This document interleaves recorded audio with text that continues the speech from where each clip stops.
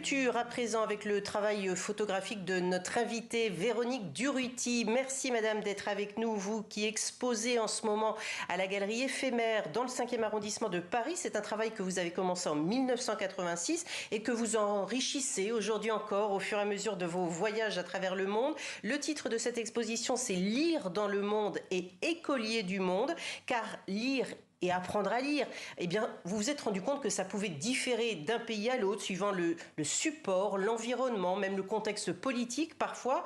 L'idée d'un tel travail, c'est en Thaïlande qu'elle vous est venue à l'idée. C'était il y a 40 ans déjà. Oui, à l'époque, je ne savais pas du tout que j'en ferais mon métier. C'était mon premier grand voyage. J'avais d'ailleurs emprunté l'appareil photo de mon père. Et ce sont ces petites filles que j'ai vues faire leurs devoirs dans un marché de Bangkok qui m'ont fait initier cette série. Et c'est une première image qui, comme vous le dites, est la première d'une série qui finalement vous a emmené dans un monde, dans le monde contemporain. Ça a été presque un basculement dans un nouveau monde, puisque vous vous êtes rendu compte que du numérique, on est tous ou presque passés du papier, pardon, on est tous passés au numérique, à l'image d'un cliché que vous avez capté d'ailleurs en Moldavie, et ça c'est votre dernier cliché, on le voit ici. Voilà, donc j'ai ces deux séries sur les écoliers et sur les gens qui lisent partout dans le monde.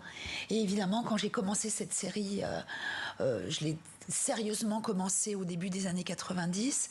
J'étais loin de me douter de ce basculement du monde. Donc à l'époque, je l'avais démarré pas comme un témoignage, plus comme une série légère où on voyait ces gens qui lisaient sur tous les supports, donc des journaux, des livres, des petits livres, des grands livres, des bandes dessinées, dans toutes les positions, dans toutes les situations. Il y en avait qui étaient assis sur des sacs de bananes, il y en avait qui s'endormaient avec leurs livres. Et je me suis rendu compte au fur et à mesure de la série que le monde basculait effectivement, avec en dernier lieu cette image en Moldavie. Tout à l'heure sur la Moldavie où tout le monde lit. Tout le monde lit et puis tout le monde est seul. Ils sont seuls ensemble finalement. En fait, donc un travail de légèreté, vous trouvez que c'est devenu presque grave comme sujet? En tout cas, c'est devenu un vrai témoignage. Au départ, c'était plutôt pour moi une série d'images amusantes, et c'est devenu le vrai témoignage du basculement d'un monde. Ouais. Donc en fait, on est clairement là dans un travail documentaire quasiment alors. Oui. Alors c'est pas mon habitude, puisque d'habitude j'ai un travail plutôt artistique, mais là, oui, c'est une série. Ce sont deux séries documentaires sur l'école et sur la lecture. Un travail que vous faites en argentique uniquement. C'est jamais des photos recadrées, c'est jamais des photos retouchées. C'est les photos. C'est vraiment votre regard, le temps d'un instant. Alors c'est un travail pratiquement uniquement en argentique. La dernière photo en Moldavie, moi aussi, j'avais mes deux appareils, et là c'est une photo numérique. Mais toutes celles qui sont exposées à l'éphémère galerie sont argentiques. Effectivement, sans recadrage, sans retouche. Je suis très old school dans ma façon de travailler, mais j'aime ça. J'aime la sensualité qu'apporte l'argentique. Alors on voit là tous ces visages parfois souriants, parfois sérieux, plus âgés au contraire d'une jeunesse qui va à l'école. Est-ce que certaines des photos que vous avez prises depuis les années 80 seraient différentes selon vous si vous les preniez aujourd'hui? Et je pense notamment peut-être au contexte politique. Celle-ci par exemple, où a-t-elle été prise? Celle-ci a été prise au Mali, et donc déjà à l'époque ça m'avait évidemment, c'est une photo que j'ai prise au début des années 2000, en 2003 d'ailleurs, c'est sur la photo. Et effectivement, alors que je suis en plein au milieu du pays d'Ogon, c'est une carte de France qui est